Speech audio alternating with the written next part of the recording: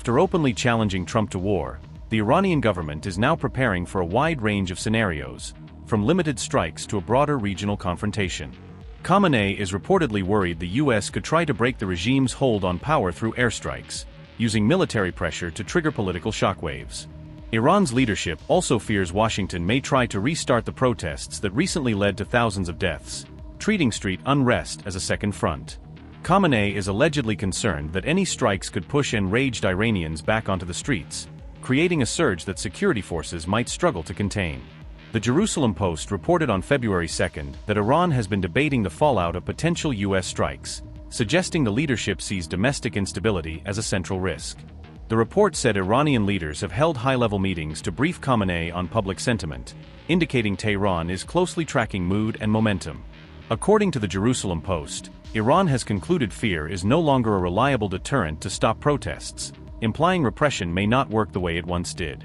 Iran reportedly believes a limited U.S. strike could actually embolden protesters and accelerate regime change pressure, rather than intimidating society into silence.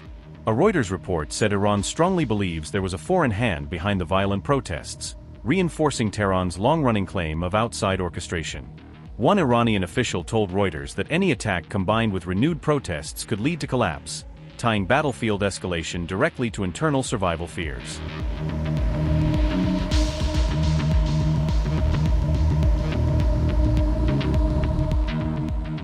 Reports say Trump is weighing multiple options against Iran even while pushing for talks, keeping force as leverage alongside diplomacy as an off-ramp.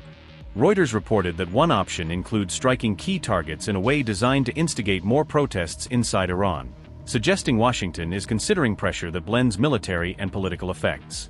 Israel and several Arab allies have reportedly warned Trump that limited strikes will not be enough to remove Khamenei, pushing the idea that only larger action would change outcomes.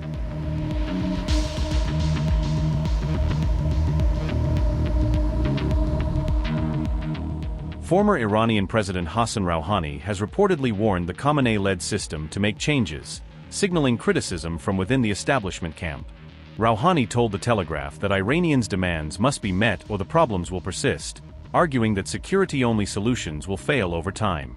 Opposition leaders inside Iran have also warned that collapse at the hands of protesters could be nearing, portraying the system as more fragile than it admits.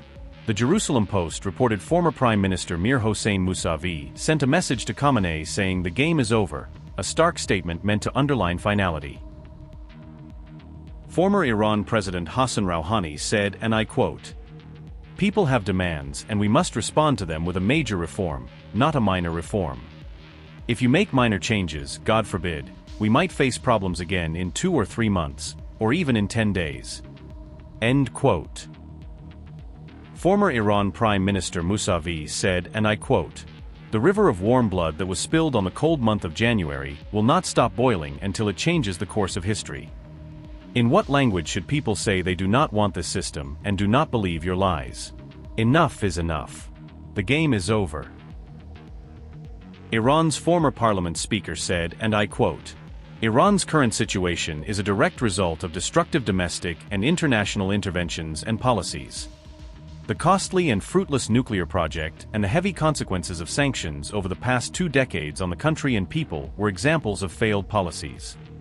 The depth of the tragedy of protester deaths and injuries is so deep that no excuse or justification can be accepted for this horrific and merciless massacre and disrespect for the bodies of victims." The protests from December 2025 through January 2026 were described as Iran's worst uprising since the Islamic Revolution, reflecting the scale and intensity of unrest. Protesters were furious over a failing economy and the Iranian rial sliding to new lows, with daily hardship feeding political anger in the streets. In response, Khamenei allegedly ordered a lethal crackdown across Iran, turning a political crisis into a deadly security operation.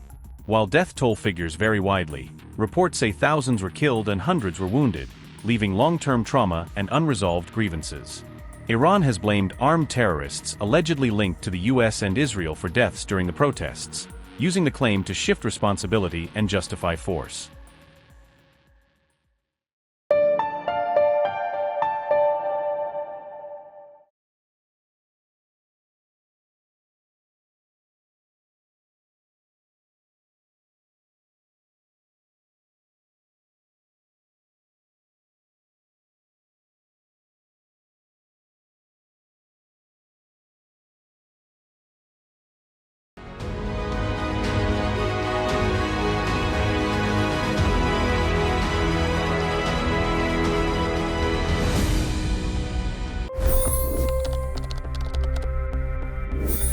25 crore गरीब गरीबी को परास्त करके बाहर निकले। For the good of our nation, let's work together and let's truly make America great again. The fastest news breaks. Requested PM saying that we will have to speak to Putin and to Zelensky. The biggest newsmakers. The relationship with India is probably the most important bilateral relationship the U.S. will have for the rest of this century. The capital delivered quite an election result today. Expert analysis. The million-dollar question today is how to stop this dance of death. Ground reports. I'm standing at the crossroad of the Kumbh Mela. Behind me are more than 100 entry guards. Long-form interviews. Exclusionary politics is reflected in Manipur case as well. You don't bother because this is a small state. Deep dive into burning issues. It's often said DRC could be the richest country in the whole world. It's because of what sits underneath. Why exactly did the US topple the Sheikh Hasina government? HD videos. We don't just break news, we break it down.